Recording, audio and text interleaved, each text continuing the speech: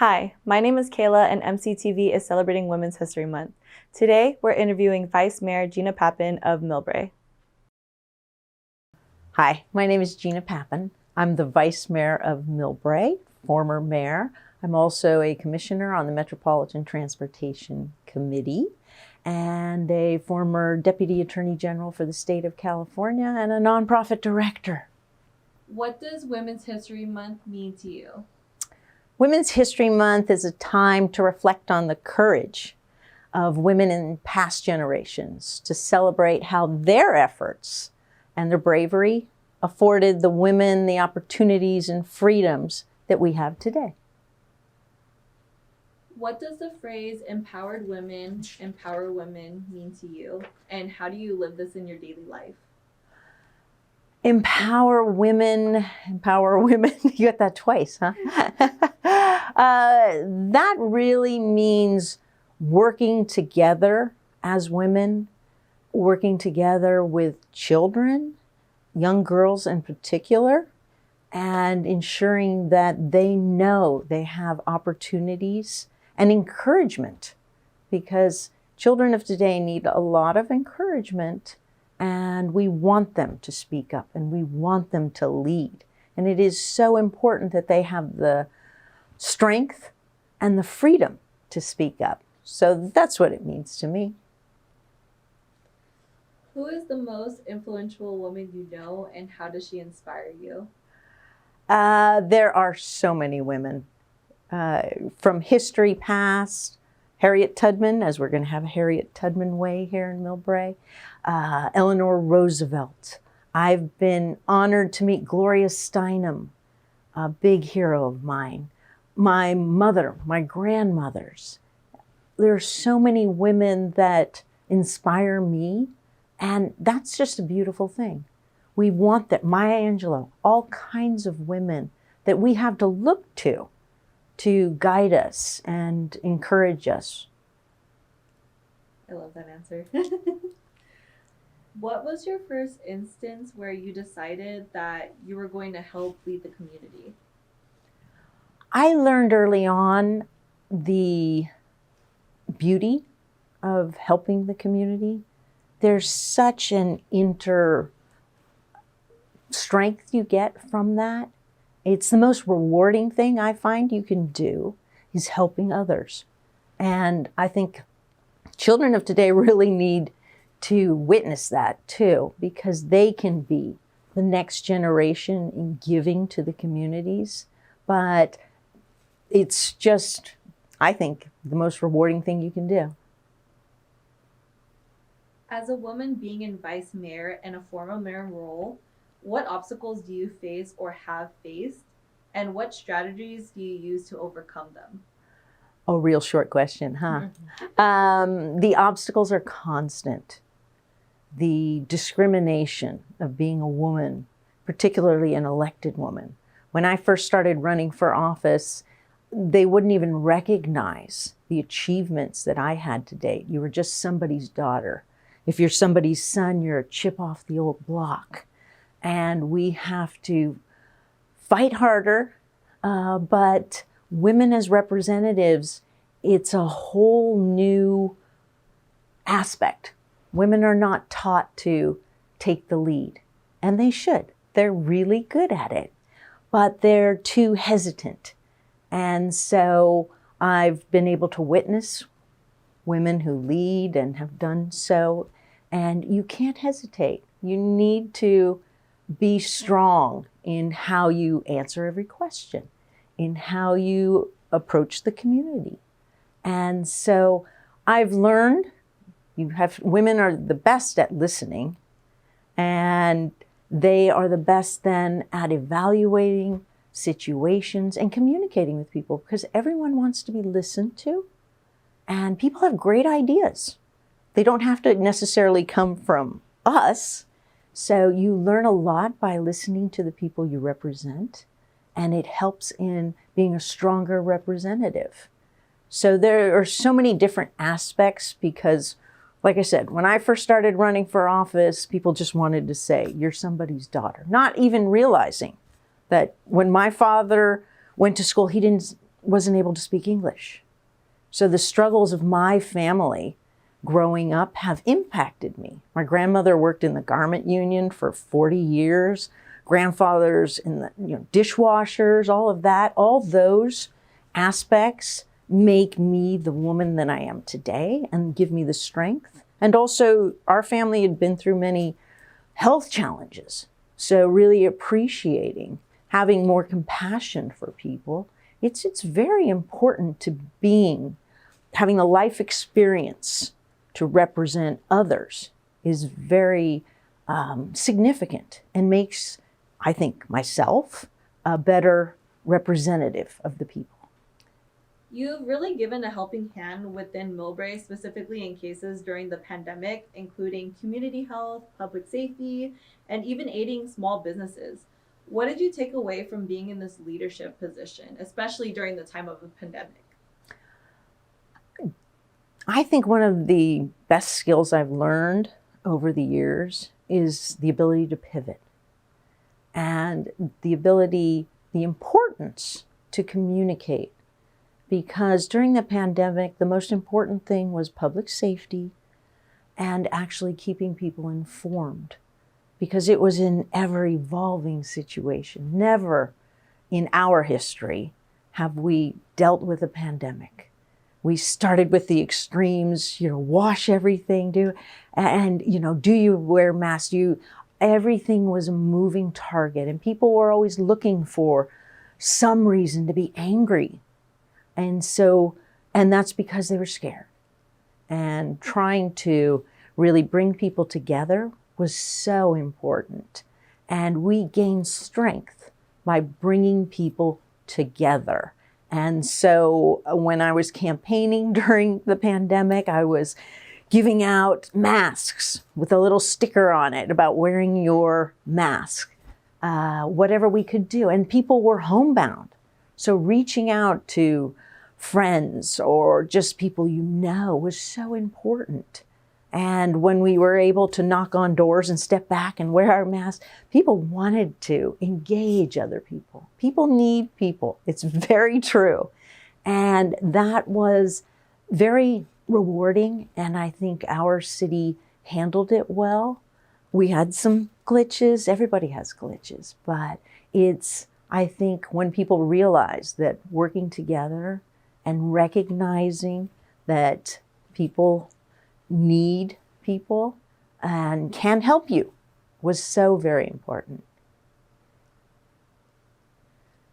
You are the director of John's Closet, which is a community nonprofit organization that assists 20,000 underprivileged children and families with free clothing, other basic necessities, and scholarships. What inspired you to step into the director role and help support children along with their families? The inspiration was my parents and the passing of my brother. So but really recognizing his spirit and will, we started John's Closet, which again provides new clothing to underprivileged children. And it's completely volunteer. There are no salaries, no overhead. But it is so rewarding because it gives children self-esteem. You're giving them new clothing. And it just enlightens their world that they're going to feel great about going to school.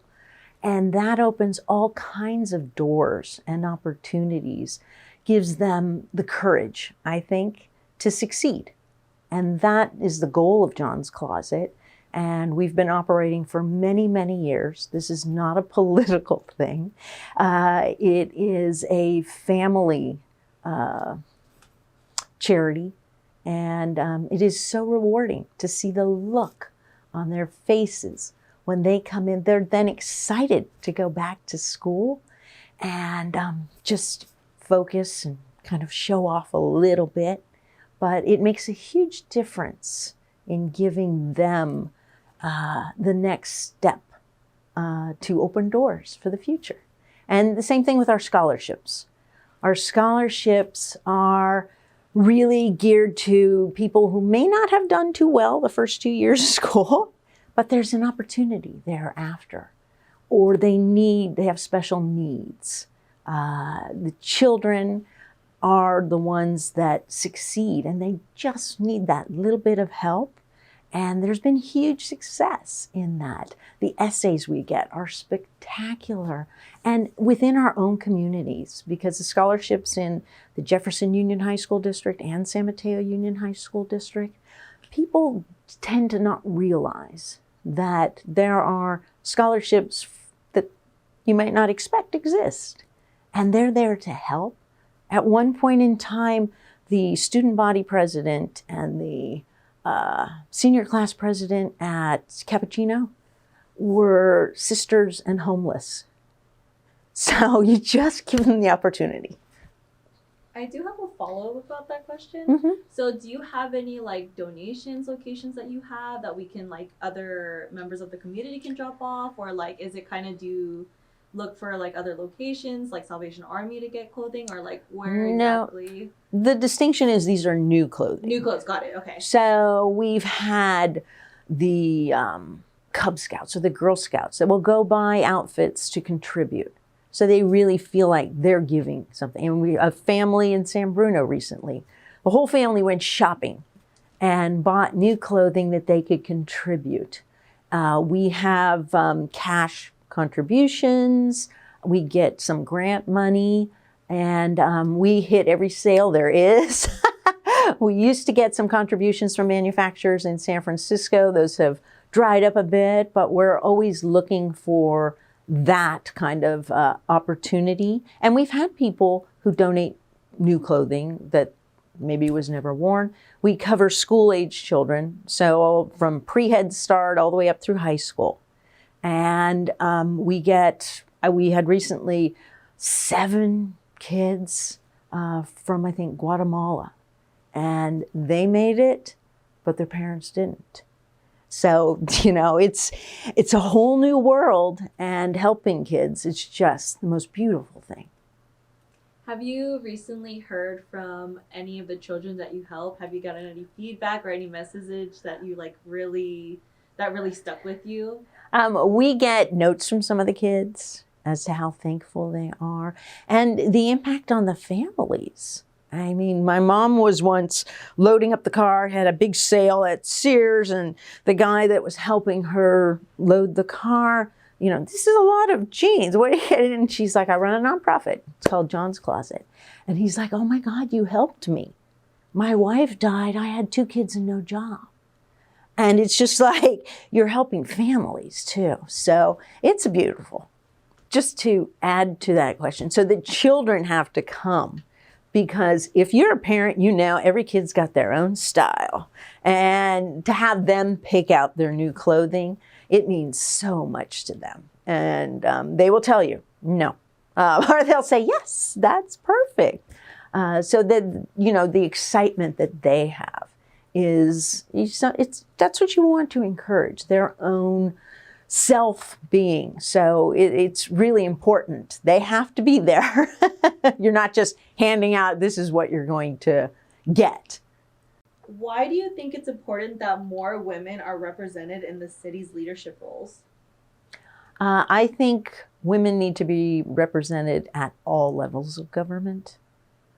That's every single level. We're only reaching parity now. I think in the state legislature, we're way off on Congress. Our city council, we've achieved parity and more so. But it's important to have diverse voices. And I think women give a different perspective. Not to say that men give a bad one, but we can always enlighten them more so. So yes, I think it is important. And it takes a lot of encouragement to get women to run for office. And it takes a lot of, it's not about you. Because the moment you think it's about you, you're going to get your feelings hurt. And you can't please everyone. But you do have to listen to everyone and try to communicate what their thoughts are, what your thoughts are, because it's transparency. And it's so important. People want to know they've been heard and how they can influence your representation. The message I'd like to give to women and girls is you can do anything. absolutely anything. And I want you to achieve. Don't let anybody tell you you can't do it, because you can do it. And that's the most important thing. And we still have a long ways to go. And it's going to take every little girl all the way up to every woman 99 and above to make those changes, because there's still a wage gap. We're still only making, 82 cents for every dollar a man makes. And I can remember when women's tennis wasn't getting the same amount as men's, and you just heard about the women's soccer team getting a huge settlement. So we still have a long way to go, but we can do this, and we need to work together to do that. And that's the most important thing. We need to encourage each other and work together. It's never us against them. It's always we are stronger together. So, and we're lucky to have very supportive mothers, fathers, men in our lives, siblings, everything. So the strength of family is really important, and the strength of friends. So you go, girl. Thank you for watching this MCTV original. To support local production, donate at mctv.tv. Thank you.